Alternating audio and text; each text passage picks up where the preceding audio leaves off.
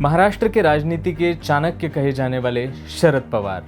आज mood off Maharashtra is clear. उनको NCP SP के लिए ही वोट देना है और उनको पता है कि रियल एनसीपी एसपी कौन है। अजित पवार ने खुद बाहर निकल के शरद पवार जी के ऊपर एक मेहरबानी कर दी, ऐसा हम बोल सकते हैं, क्योंकि अब शरद पवार जी पे कोई उस तरीके का बर्डन नहीं है कि अजित पवार को भी साथ में लेकर के चलना है। और वो अगर अजित पवार आते भी है पार्टी में तो उनका उस तरीके की जो पोजीशन रही है एनसीपी में वो बिल्कुल खत्म हो चुकी है। राष्ट्रवादी कांग्रेस का जो फॉर्मेशन हुआ था वो 1999 में हुआ था। बाद में 2004 में जो है वो पार्टी ने सबसे ज़्यादा विधानसभा में सीटें जीती थी। अगर इस चुनाव में एनसीपी शरद चंद्र पवार पार्टी के सबसे ज़्यादा एमएलए चुन के आते हैं तो शायद मुझे लगता है पार्टी और खुद शरद पवार मुख्यमंत्री पद पर अपना दावा ठोक सकते हैं। मतलब शरद पवार अगर कांग्रेस में रहते तो शायद आज सुप्रिया सुले सीएम की बहुत ही अच्छी दावेदार हो सकती थी। तो लेकिन आज वैसी परिस्थिति नहीं है, लेकिन फिर भी सुप्रिया सुले एक बहुत ही अच्छा रोल प्ले करेगी आने वाले चुनाव में।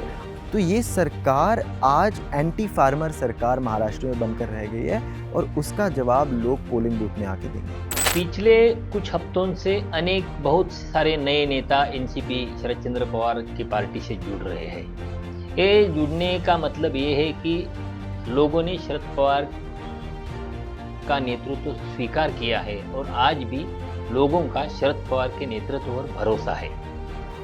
एनसीपी का जो शुरुआत अगर हम देखते हैं 99 से, तो एनसीपी हमेशा एक वेस्टर्न महाराष्ट्र या पश्चिम महाराष्ट्र की ही पार्टी रही है। जो 4-5 जिले हैं, 4 जिले आते हैं, उसी के अंदर वो ज़्यादा उनका अपना परफॉर्मेंस रहा है। और अभी भी जो हम देखते हैं तो सबसे बढ़िया परफॉर्मेंस शरद पवार एनसीपी का जो है वो पश्चिम महाराष्ट्र में ही रहा है। 10 में से 8 सीट हमने जीत लिए हैं महाराष्ट्र में, पर वहाँ पे हम ओवर कॉन्फिडेंट नहीं बने। उस चुनाव के बाद हमें पता चला है कि विधानसभा के लिए दुगना एफर्ट डालना पड़ेगा और इसीलिए पवार साहब एक दिशा में चल रहे हैं, सुप्रिया ताई अपनी यात्रा लेके दूसरी दिशा में चल रही है, जयंत पाटिल जी और अमोल कोल्हे जी शिव स्वराज्य यात्रा लेके एक तीसरी दिशा में चल रहे हैं। बीजेपी की जो सरकार है उनका काफ़ी बड़ा रोल रहा है एनसीपी का पूरा सिस्टम अजित पवार के हाथ में देने में। करीबन 60 साल का राजनीतिक करियर। मैं बात कर रहा हूँ शरद पवार की। महाराष्ट्र में कई बार मुख्यमंत्री रह चुके शरद पवार अब एक नए जिम्मे के साथ मैदान में हैं। शरद पवार का नाम मैं इसलिए ले रहा हूं क्योंकि महाराष्ट्र में अभी कुछ दिनों बाद विधानसभा के लिए चुनाव का ऐलान हो सकता है। विधानसभा के लिए महाराष्ट्र में नवंबर को वोटिंग होने जा रही है। उससे पहले आज हम इस वीडियो में बात करेंगे शरद पवार की एनसीपी एसपी के बारे में। शरद पवार का राजनीतिक करियर बहुत ही उतार चढ़ाव भरा रहा है। शरद पवार ने अपनी खुद की पार्टी कांग्रेस से अलग होकर 1999 में एनसीपी यानी नेशनलिस्ट कांग्रेस पार्टी बनाई थी। लेकिन शरद पवार को तब बड़ा सदमा लगा या धक्का लगा ऐसे बोल सकते हैं हम, जब 2022 में उनके भतीजे अजित पवार अलग होकर उन्होंने खुद के ही एनसीपी पर दावा ठोक लिया, यानी जो शरद पवार की पार्टी थी उसको अपनी पार्टी बना दी। नहीं, जहाँ तक एनसीपी में जो स्प्लिट हुई है, एक है शरद पवार एनसीपी और एक दूसरी एनसीपी जो अजित पवार के नेतृत्व में अभी जो कार्यरत है, उसके बारे में यही कहेंगे कि शरद पवार जी के लिए ये बहुत अच्छी अपॉर्चुनिटी खुद चल के आई है। क्योंकि आज तक अगर हम एनसीपी का इतिहास देखें तो पार्टी में एक हमेशा टेंशन रही है अजित पवार और अपने उनके गुट को लेकर के, और शरद पवार और सुप्रिया सुले के इनके ग्रुप को लेकर के। अजित पवार ने खुद बाहर निकल के शरद पवार जी के ऊपर एक मेहरबानी कर दी, ऐसा हम बोल सकते हैं, क्योंकि अब शरद पवार जी पे कोई उस तरीके का बर्डन नहीं है कि अजित पवार को भी साथ में लेकर के चलना है। और वो अगर अजित पवार आते भी है पार्टी में तो उनका उस तरीके की जो पोजीशन रही है एनसीपी में वो बिल्कुल ख़त्म हो चुकी है। तो वो भले ही आ जाएंगे, शायद ऐसी चर्चाएं भी चल रही कि अजित पवार लास्ट मोमेंट पे अपने चाचा जो शरद पवार है उनके पार्टी में भी जा सकते हैं, वो हो सकता है चले जाए। लेकिन वो अब वो उस तरीके का उनका जो स्थान था पहले पार्टी में वो अभी स्थान रहा नहीं है। और शरद पवार जी की पार्टी ने एक बहुत ही बढ़िया परफॉर्मेंस दिया है लोकसभा चुनाव में, तो उनका जो अपना जो एनर्जी है वो और दुगनी हो गई है। और जो लोग कह रहे थे कि ये शरद पवार शायद नहीं कर पाएंगे, तो शरद पवार जी ने सही में एक चौंका देने वाला अपना एक परफॉर्मेंस दिया है सभी को। और उससे कहीं ना कहीं उनकी बेटी जो सुप्रिया सुले है, उनकी लीडरशिप को भी एक कहीं ना कहीं बहुत अच्छी स्पेस मिलेगी शरद पवार जी के पार्टी में। तो मुझे लगता है कि ये जो स्प्लिट हुई है उसका कहीं ना कहीं शरद पवार जी को बहुत बड़ा फायदा ही हुआ है। अजित पवार ने पार्टी छोड़ी कि उनकी पार्टी में उनके साथ अच्छा बर्ताव किया नहीं जा रहा था, उन पर अन्याय हो रहा था, ऐसी कुछ बात नहीं है। ये बात सही है कि केंद्रीय एजेंसियां है, केंद्रीय एजेंसियों का पीछा छुड़वाने के लिए अजित पवार और उनके कुछ साथी उन्होंने पार्टी छोड़ने का निर्णय लिया। पार्टी छोड़ने से पहले कुछ महीने वो पार्टी नेतृत्व से यानी शरद पवार जी से बात करते रहे कि हम बीजेपी के साथ गठबंधन करेंगे। कुछ नेताओं ने पवार जी से कहा था कि ये केंद्रीय एजेंसियों ने हमें हैरान कर रखा है, बीजेपी के जाने के सिवा हमारे पास कोई चारा नहीं है। मगर शरद पवार ने नहीं माना। पवार जी ने उनसे कहा कि अगर आप को कोई अलग रास्ता चुनना है तो अलग रास्ते से जा सकते हो, मगर मैं आपके साथ बीजेपी के साथ कोई कॉम्प्रोमाइज नहीं करूंगा। उसके बाद जब पवार डटे रहे कि बीजेपी के साथ नहीं करेंगे कॉम्प्रोमाइज, तब अजित पवार और उनके कोई सहयोगी बड़ी संख्या में बीजेपी के साथ गए, बीजेपी की सरकार में शामिल हो गए और आज वो महायुति का हिस्सा बन गए हैं। 2022 में अजित पवार ने पार्टी छोड़ने के बाद पूरी लगभग 40 से ज़्यादा एमएलए जो है वो अजित पवार के साथ गए थे और दूसरी तरफ शरद पवार के पास कुछ भी नहीं था। लेकिन उन्होंने जो परफॉर्मेंस दिया है उनकी पार्टी ने, एनसीपी एसपी ने लोकसभा का, वो उसका स्ट्राइक रेट अगर हम देखें तो 10 में से 8 जगह पर पार्टी ने अपने उम्मीदवारों को जिताया है या पार्टी के उम्मीदवार जीते हैं। 10 में से 8 सीट हमने जीत लिए हैं महाराष्ट्र में, पर वहाँ पे हम ओवर कॉन्फिडेंट नहीं बने। उस चुनाव के बाद हमें पता चला है कि विधानसभा के लिए दुगना एफर्ट डालना पड़ेगा और इसीलिए पवार साहब एक दिशा में चल रहे हैं, सुप्रिया ताई अपनी यात्रा लेके दूसरी दिशा में चल रही है, जयंत पाटिल जी और अमोल कोल्हे जी शिव स्वराज्य यात्रा लेके एक तीसरी दिशा में चल रहे हैं, रोहित पवार जी अपनी एक दूसरी यात्रा लेके एक चौथी दिशा में चल रहे हैं।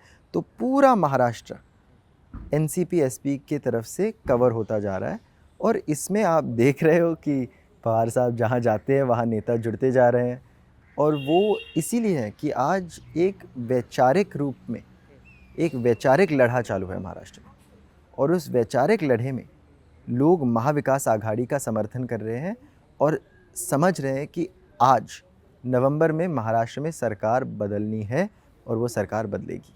जहाँ तक महाविकास आघाड़ी की बात है, हमें ये देखने को ज़रूर मिलेगा कि उनका परफॉर्मेंस अच्छा ही होगा महाराष्ट्र की अगर हम बात कहें तो, क्योंकि अभी तक जो उन्होंने जिस तरीके का जो सोशल गठबंधन जिसको हम बोल सकते हैं, एक तो पॉलिटिकल गठबंधन है कि 3 पार्टियां एक साथ आई है, उद्धव ठाकरे की शिवसेना, शरद पवार जी की राष्ट्रवादी कांग्रेस और कांग्रेस पार्टी। ये पॉलिटिकल गठबंधन तो है ही, लेकिन जो सोशल गठबंधन ये पार्टियां बना पाई है वो फिलहाल भी अभी भी उनके पास इंटैक्ट है। जैसे एक दलित समाज का वोट बेस है इनके पास, दूसरा मुस्लिम समाज का वोट बेस है और बाकी जो ओबीसी और कुछ मराठा वोट बेस है। तो इन सारे वोट बेस के आधार पर ये महाविकास आघाड़ी को बहुत अच्छी जीत हासिल हुई है लोकसभा के चुनाव में और मुझे नहीं लगता कि बहुत ज़्यादा एक कोई फ़र्क होने वाला है विधानसभा में। और विधानसभा में अगर कुछ फ़र्क होता भी है तो वो उनके लिए पॉजिटिवली ही होगा, क्योंकि विधानसभा में जो क्षेत्र होते हैं वो छोटे होते हैं लोकसभा के मुकाबले और यहाँ पे और जीतने के चांसेस उनके बढ़ जाते हैं। शरद पवार हर एक जगह पर आज जा रहे हैं, लोगों से मिल रहे हैं, लोगों से बात कर रहे हैं और इसका नतीजन स्वरूप ये आ रहा है कि कई सारे युवक हो या अन्य पार्टियों के नेता जो पार्टी छोड़कर चले गए थे वो भी वापस अभी शरद पवार की पार्टी में आ रहे हैं। कोल्हापुर में छत्रपति शाहू के वंशज जो है समरजीत सिंह घाटगे एक नाम है, दूसरा नाम है पश्चिम महाराष्ट्र के जो कद्दावर नेता है हर्षवर्धन पाटिल, उन्होंने भी कुछ दिन पहले जो है वो शरद पवार की पार्टी में एंट्री ली है। विधानसभा से पहले जो वेस्टर्न महाराष्ट्र है वहाँ पर राष्ट्रवादी कांग्रेस शरद पवार का जो गुट है वो बहुत ही स्ट्रांग नज़र आ रहा है। पिछले कुछ हफ्तों से अनेक बहुत सारे नए नेता एनसीपी शरद चंद्र पवार की पार्टी से जुड़ रहे हैं। ये जुड़ने का मतलब ये है कि लोगों ने शरद पवार का नेतृत्व स्वीकार किया है और आज भी लोगों का शरद पवार के नेतृत्व पर भरोसा है। देखिए, अगर लोकसभा के चुनाव में एनसीपी शरद चंद्र पवार पार्टी को अच्छा सक्सेस नहीं मिलता तो ये चित्र नहीं रहता, मगर 10 सीटें लड़के उसमें से 8 चुन के आई और जो 2 पर हार हुई वो भी कुछ गलतियां हुई, उस गलतियों से हार हुई। सबसे अच्छा बहुत बढ़िया स्ट्राइक रेट एनसीपी शरद चंद्र पवार पार्टी का रहा है। शरद चंद्र पवार ने जो दाव खेले लोकसभा चुनाव में वो दाव बहुत ही सक्सेस रह गए और आज भी महाराष्ट्र के राजनीति में सबसे मंजे हुए खिलाड़ी के रूप में शरद पवार को जाना जाता है। इसलिए खुद की ताकत और उसे शरद पवार की ताकत मिल जाए तो हम चुन के आ सकते हैं, ऐसा भरोसा बहुत सारे उम्मीदवारों में जाग रहा है और इसलिए लोग शरद चंद्र पवार की पार्टी के से जुड़ रहे हैं। शरद चंद्र पवार की पार्टी की तरफ से विधानसभा चुनाव लड़ने के लिए तैयार है। एनसीपी का जो शुरुआत अगर हम देखते हैं 99 से, तो एनसीपी हमेशा एक वेस्टर्न महाराष्ट्र या पश्चिम महाराष्ट्र की ही पार्टी रही है। जो 4-5 जिले हैं, 4 जिले आते हैं, उसी के अंदर वो ज़्यादा उनका अपना परफॉर्मेंस रहा है और अभी भी जो हम देखते हैं तो सबसे बढ़िया परफॉर्मेंस शरद पवार एनसीपी का जो है वो पश्चिम महाराष्ट्र में ही रहा है। और उसमें अगर हम देखते हैं पश्चिम महाराष्ट्र में, जो चाहे वो ग्रामीण इलाके हो या फिर शहरी इलाके हो, दोनों में ही शरद पवार जो अलग अलग तबकों को लेकर के साथ लाने में सक्सेसफुल रहे। जहाँ तक मराठा रिजर्वेशन की बात है तो मराठा रिजर्वेशन के जो लीडर है मनोज जरांगे, उन्होंने बहुत ही क्लियरली एंटी बीजेपी भूमिका रखी है अपने पूरे इस पिछले कुछ 2-4 महीनों में। और उनका जो बीजेपी की जो लीडर है देवेंद्र फडणवीस, उनको बहुत ही डायरेक्टली टारगेट किया है कि हम बीजेपी के कैंडिडेट्स को हराएंगे, हम देवेंद्र फडणवीस के खिलाफ हैं। और कहीं ना कहीं हमें ये भी देखना ज़रूरी है कि महाराष्ट्र में मराठा वर्सेस ब्राह्मण, इस टेंशन का एक अलग इतिहास रहा है और जरांगे पाटिल जो अभी कर रहे हैं वो उसी पुराने जो हिस्ट्री है मराठा वर्सेस ब्राह्मण की, वो कहीं ना कहीं उस मेमोरी पे निर्भर है और उस मेमोरी के साथ ही वो बीजेपी के खिलाफ खड़े होना चाह रहे हैं। तो उसका निश्चित तौर पर शरद पवार जैसी पार्टियों को फ़ायदा होगा।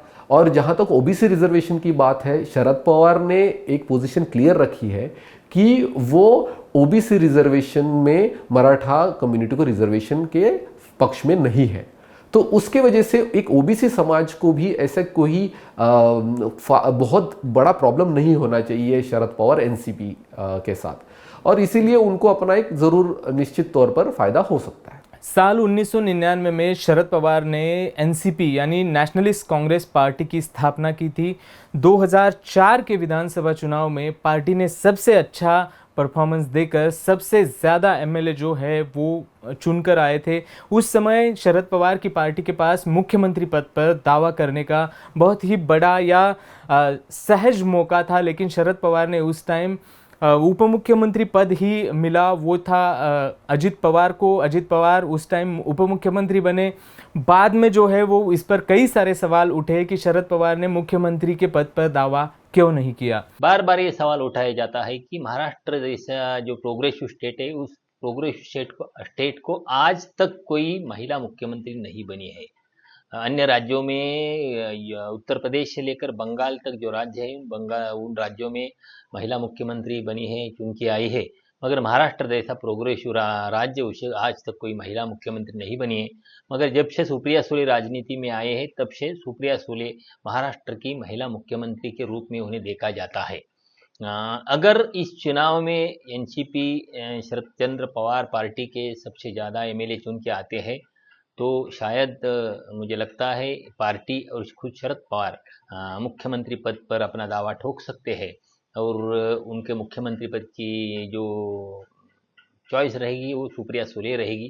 दूसरे जयंत पाटिल जो है अब पार्टी के प्रदेशाध्यक्ष है, वो भी मुख्यमंत्री पद के एक दावेदार है, मगर फिर भी शरद पवार इस बार मुझे लगता है सुप्रिया सुले का नाम ही मुख्यमंत्री पद के लिए आगे करेंगे। और कांग्रेस और शिवसेना की सहमति, अगर एनसीपी बड़ी पार्टी बन के उभर के आती है तो कांग्रेस और शिवसेना की उद्धव ठाकरे की सहमति मिलने में कोई अड़चन नहीं आ सकती। शरद पवार के जहाँ जहाँ तक हम शरद पवार अपनी लीडरशिप की बात करते हैं, उसी के साथ हमें ये भी देखना है कि उनकी बेटी जो है वो काफ़ी बढ़ चढ़ कर हिस्सा ले रही है जो नई एनसीपी बनी है उसमें। उसी के साथ साथ जो रोहित पवार है वो भी काफ़ी आ गया है। इन दोनों में मैं कहूँगा कि सुप्रिया सुले का अपना एक्सपीरियंस काफ़ी रहा है राजनीति में, वो मेंबर ऑफ पार्लियामेंट रही है और उन्होंने कुछ हद तक अपने पिताजी से वो जो एक सोशल कांटेक्ट बनाने की जो एक स्किल्स होती है वो काफ़ी अच्छी सीखी है। हाँ, ये हमें देखना होगा कि वो किस तरीके से वो एक अलग अलग समाज के घटकों को शायद जोड़ने में उतनी सफल नहीं होंगी, लेकिन उनका रोल बहुत ही इम्पोर्टेंट है। और अगर वो शायद कांग्रेस में रहती, मतलब शरद पवार अगर कांग्रेस में रहते तो शायद आज सुप्रिया सुले सीएम की बहुत ही अच्छी दावेदार हो सकती थी। तो लेकिन आज वैसी परिस्थिति नहीं है, लेकिन फिर भी सुप्रिया सुले एक बहुत ही अच्छा रोल प्ले करेगी आने वाले चुनाव में। और एक महिला लीडर होने की वजह से एक जो महिला कॉन्स्टिट्यूएंसी है तो वो ज़रूर उस तरीके से सफल हो पाएगी। रोहित पवार के लिए अभी काफ़ी टाइम है उनको प्रूव करने के लिए कि वो अभी यंग है, उनको अभी लोगों में काम करना है और उनको प्रूव करने के लिए काफ़ी अभी देखने के लिए हमें टाइम देना होगा उनको देखने के लिए। लेकिन उनको एक विरासत मिली है राजनीति की, तो उसका निश्चित तौर पर उनको फ़ायदा होगा। लेकिन जैसे राजनीति हमेशा बदलती रहती है और आज का दौर और पिछले 40 साल पहले का दौर जब शरद पवार जी पॉलिटिक्स करते थे वो बहुत ही अलग है। तो उस तरीके से रोहित पवार के सामने बहुत बड़े चैलेंजेस हैं अगर उनको अपनी जगह बनानी है महाराष्ट्र की राजनीति में। तो महाराष्ट्र में पिछले कई दिनों से दो आंदोलनों की चर्चा है, एक है मराठा रिजर्वेशन का और दूसरा है ओबीसी रिजर्वेशन का। मराठा समुदाय के जो नेता है मनोज जरांगे पाटिल, वो लगातार अनशन कर रहे थे, लगातार सरकार से मांग कर रहे थे कि उनको मराठा रिजर्वेशन दिया जाए, ओबीसी कैटेगरी से रिजर्वेशन दिया जाए। वही ओबीसी के कई नेता है जैसे छगन भुजबल थे, अभी लक्ष्मण हाके जो है वो भी काउंटर कर रहे थे कि मराठा जो समुदाय है या कम्युनिटी है उनको ओबीसी में आरक्षण नहीं देना चाहिए।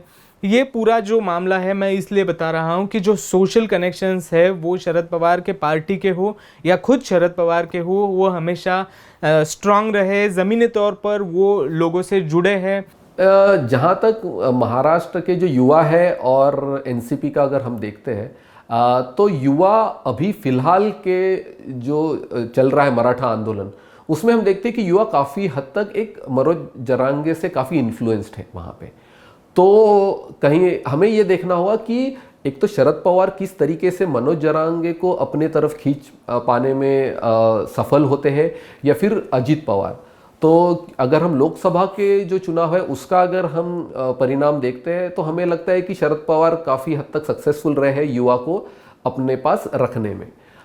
तो उसी तरीके से विधानसभा में कुछ अलग होने की उम्मीद हमें दिख नहीं रही है। तो इसी तरह मुझे लगता है कि शरद पवार पर्टिकुलरली जो मराठा वोटर है उनको अपने तरफ शायद रख पाएंगे इस चुनाव में। आज मुझे लगता है कि बिल्कुल हम लोकसभा के परफॉर्मेंस को विधानसभा में रिपीट कर पाएंगे, क्योंकि आज भी महाराष्ट्र में 3 ज्वलंत मुद्दे हैं। पहला है एग्रीकल्चर, खेती और खेती का मुद्दा। आज महाराष्ट्र का शेतकरी सबसे पीड़ित है, उसके लिए कोई अच्छी पॉलिसीज़ बनाई नहीं जा रही है। जो कोई भी पॉलिसीज़ अनाउंस की जा रही है उनका कोई इम्प्लीमेंटेशन, उनकी कोई अमल बजावनी नहीं हुई जा रही है। क्रॉप इंश्योरेंस से लेके ड्राउट रिलीफ तक। आज आपने देखा कि ये स्कीम्स लॉन्च करने के बाद उन्होंने फार्मर सुसाइड के वजह से जिनकी हत्या हुई है, जो मर गए हैं, उनके फैमिलीज़ को कॉम्पनसेशन मिला है, उसको उन्होंने टेम्परेरी पॉज किया था। तो ये सरकार आज एंटी फार्मर सरकार महाराष्ट्र में बनकर रह गई है और उसका जवाब लोग पोलिंग बूथ में आके देंगे। दूसरा जो सवाल महाराष्ट्र के सामने आया है वो लॉ एंड ऑर्डर का है। आज पहली बार महाराष्ट्र में तू जानता है मेरा बाप कौन है नाम की राजनीति महाराष्ट्र में बढ़ रही है। ये पहले हमने कभी नहीं देखा था और इसके खिलाफ लोग बहुत गुस्सा है। पश्चिम महाराष्ट्र में हर एक सीट पर अलग अलग चित्र रहेगा। फिर भी शरद पवार की पार्टी है, एनसीपी शरद चंद्र पवार की पवार पार्टी, इस पार्टी का प्रभाव ज़्यादा रहेगा। पुणे जिला जो है, पुणे जिला और सातारा जिले, इन दो जिलों में मुझे लगता है कांटे की टक्कर रहेगी, क्योंकि वहाँ पर अजित पवार की पार्टी की भी ताकत बहुत बड़ी है और शरद पवार को मानने वाले लोग भी संख्या में बहुत है। इसलिए देखना पड़ेगा कि पश्चिम महाराष्ट्र की राजनीति में लोग किसके साथ जाते हैं, किसके साथ रहना पसंद करते हैं। और इसमें और एक बात है कि कोई एक पार्टी से उम्मीदवार होने के नाते लोग कोई चुन के नहीं आ सकता। जो महाविकास आघाड़ी है और जो महायुति है, यानी महायुति में शिवसेना, एकनाथ शिंदे की शिवसेना और भारतीय जनता पार्टी है, और महाविकास आघाड़ी में उद्धव ठाकरे की शिवसेना और कांग्रेस है। इन पार्टियों का समर्थन और इन पार्टियों का जो लोकल नेटवर्क है वो उम्मीदवारों के साथ कितने मिलजुल के काम करता है, इस पर भी ये जो चुनाव की जो सक्सेस है वो डिपेंड है। मुझे लगता है चुनाव होने के बाद ही पता चल सकता है कि पश्चिम महाराष्ट्र में किस पार्टी का दबदबा रहेगा, कौन सी पार्टी आगे रहेगी। हमें ये भी ध्यान देना जरूरी है कि सिर्फ शरद पवार अकेले नहीं लड़ रहे चुनाव। शरद पवार के साथ एक जो मैंने कहा सामाजिक गठबंधन है, जो उनके साथ शिवसेना की वजह से आया है उद्धव ठाकरे की लीडरशिप में, और दूसरा कांग्रेस की लीडरशिप लेकर के आ रही है। तो शरद पवार एक बहुत ही इंपॉर्टेंट लीडर है महाराष्ट्र पॉलिटिक्स के, लेकिन हमें ये भी देखना है कि अभी सोशल सिचुएशंस काफ़ी चेंज हुई है, और जो हर एक पार्टी के पास एक सोशल बेस आता है वो भी काफ़ी चेंज हुआ है।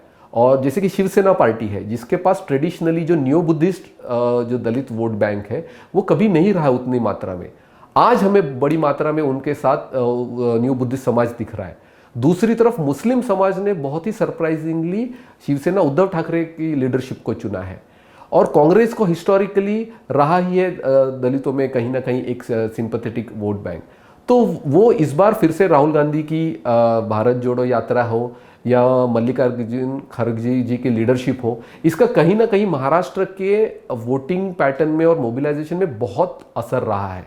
तो शरद पवार जी की लीडरशिप बहुत इंपॉर्टेंट है, क्योंकि वो एक ऐसे नेता है जो अलग अलग घटकों को जोड़ने में आज भी अपनी एक स्ट्रॉन्ग कैपेसिटी रखते हैं। लेकिन साथ ही साथ हमको ये देखना है कि जो उद्धव ठाकरे की जो लीडरशिप में जो एक सामाजिक गठबंधन उन्होंने बनाया है, और दूसरा कांग्रेस ने भी एक अपने जो भी है नया एक अप्रोच लेकर के भारत जोड़ो यात्रा का पर्टिकुलरली असर है कि उन्होंने भी एक अपना जो कॉन्स्टिट्यूएंसी को जोड़ने की कोशिश की है, उसका कहीं ना कहीं डायरेक्ट फायदा शरद पवार को भी हुआ है और उनकी पार्टी को रिवाइव करने में काफी मदद हुई है।